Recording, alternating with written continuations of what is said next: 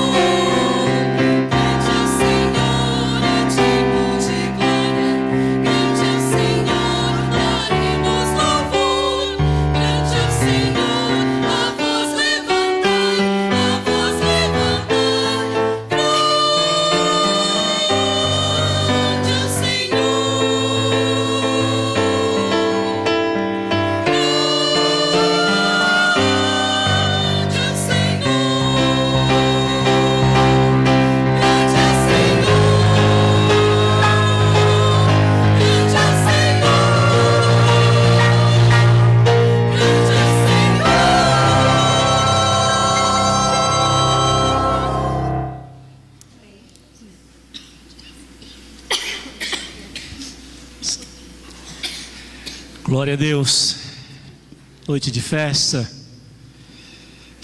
mas nós precisamos ouvir a voz de Deus também através da palavra. Quero convidar o pastor Silvio, Daniel. Os irmãos estão percebendo que eu estou bem resfriado, né? Louva a Deus pela vida do irmão Donizete. Já estava prevendo que talvez eu melhoraria, amanhã já conseguiu alguém para ministrar a palavra pela manhã. Louva a Deus por isso. Pastor Silvio Daniel, ele é o presidente da nossa convenção, Convenção Batista Goiana, homem de Deus, pastor da Igreja Batista Ebenezer, ali no bairro São Júlio Tadeu, pastor do meu sogro, da minha sogra, né? Meu amigo. Nos conhecemos pessoalmente em Guarapari, ali no encontro da Igreja Multiplicadora, e desde então começamos a interceder, orar, trocar motivo de oração, e graças a Deus hoje nós temos a honra de tê-lo como mensageiro da noite. É o meu convidado, meu amigo, e também foi ele que me indicou para a comissão de sucessão pastoral. E louva a Deus por sua vida, pastor. Que Deus o abençoe. É uma honra, é uma alegria tê-lo conosco nessa noite como profeta de Deus aos nossos corações. Que Deus o abençoe e o use poderosamente. Nós vamos fazer uma alteração, viu, irmã Dailton, depois da mensagem, tá bom? Por causa do tempo. Que a graça e a paz de Cristo continue em nossos corações.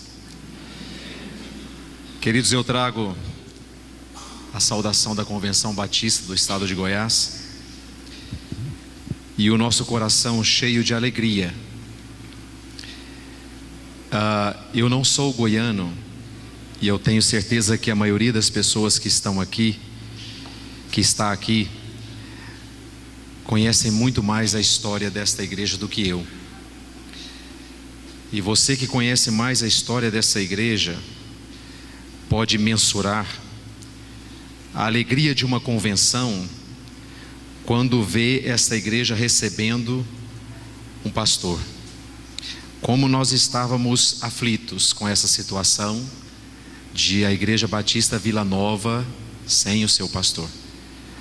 Então é uma alegria, é um misto de alívio, de festa e de esperança. Então nós oramos a Deus para que vocês, igreja e pastor, tenham belíssimos momentos aqui neste lugar. E eu não tenho um sermão preparado, eu nem sou pregador. Eu queria hoje que nós tivéssemos uma conversa muito simples e com respeito àquilo que Deus tocou no meu coração. Eu tenho uma certa tranquilidade em conversar com vocês, e a nossa conversa ela deve ser um pouco rápida pelo avançar do horário. Eu tenho muita tranquilidade porque o assunto que Deus tocou no meu coração, por ser de origem rurícola, eu tenho uma facilidade de tratar sobre ele pela experiência que vivi na roça, junto com os meus pais. E esse assunto é um assunto que no nosso entendimento ele precisa ser tratado de forma muito prática. E talvez os maiores riscos que nós corremos é quando nós queremos arrancar esse assunto da sua praticidade e colocá-lo em nível muito teórico. Eu quero convidar você a abrir a sua Bíblia no Salmos 23.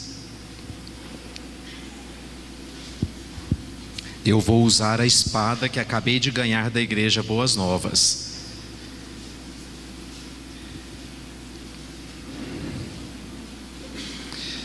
O Senhor é o meu pastor, nada me faltará.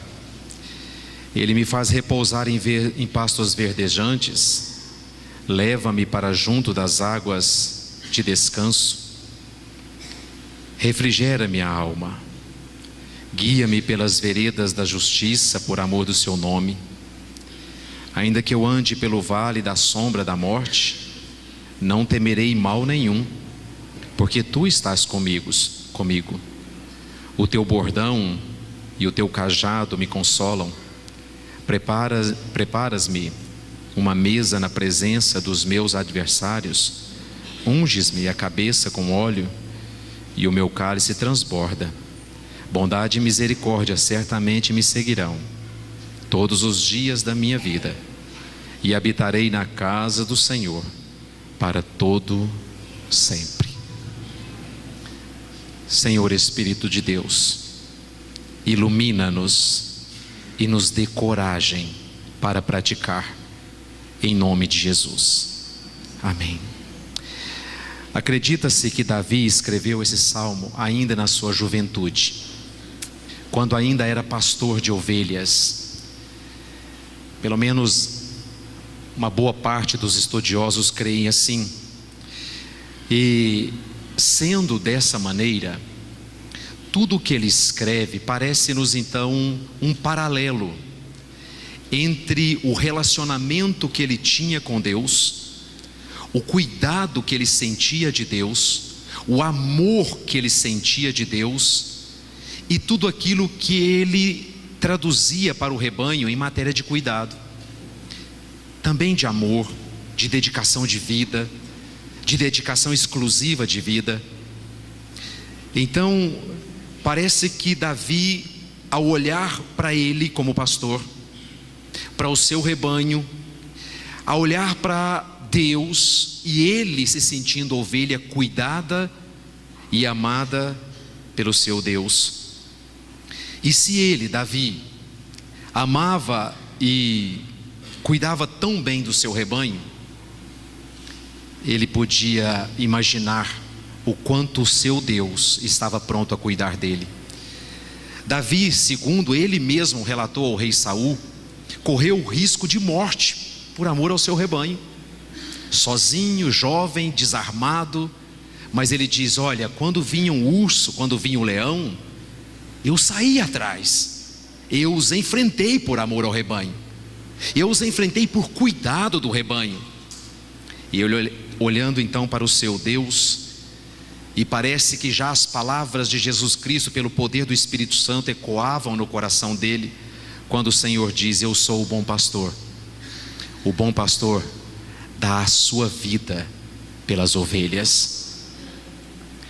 Este talvez também seja o mesmo sentimento que Paulo, ao olhar para si, ao ver, analisar o seu ministério, talvez seja um dos motivos em que ele, estendendo a sua mensagem aos Coríntios, ele diz no capítulo 11, verso 1: sede meus imitadores, como eu sou de Cristo.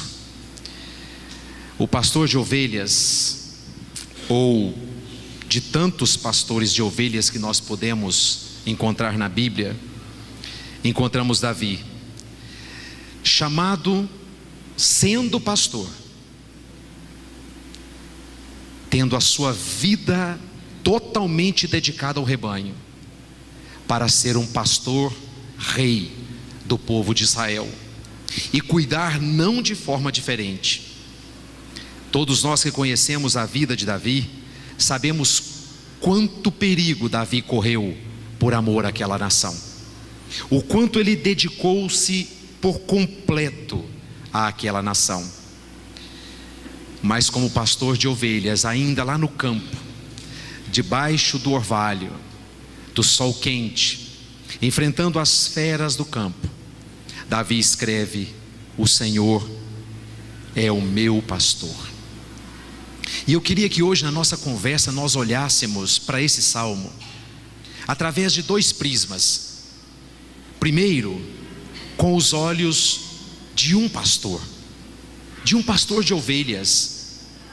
E olhando com os olhos de um pastor de ovelhas, nós podemos ver que o pastor se preocupava com a necessidade das suas ovelhas. O pastor sabe que